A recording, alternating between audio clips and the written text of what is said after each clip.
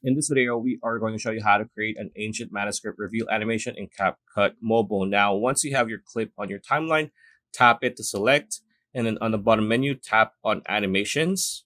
There we go. So there are some categories and some subcategories that you can go through, but if you want to save time, you want to tap on the magnifying glass on your left-hand side, which is the search option.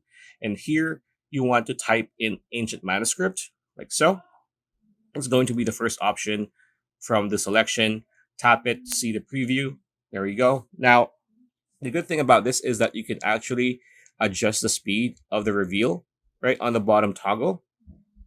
So maybe if we want it to be a bit slower, there we go. But then again, depends on your device. So mine is a bit older, so the reveal is not as smooth. But if you go to the left, there you go. Once you're satisfied with the speed, tap back and then tap on the check or confirm option on your right hand side like so. And if you go all the way to the beginning, there you go. And then you just start working on your video even further. Pretty much it. That's a video. Hope you liked it. Like, comment, share, subscribe, ring that bell icon. We'll see you on the next video.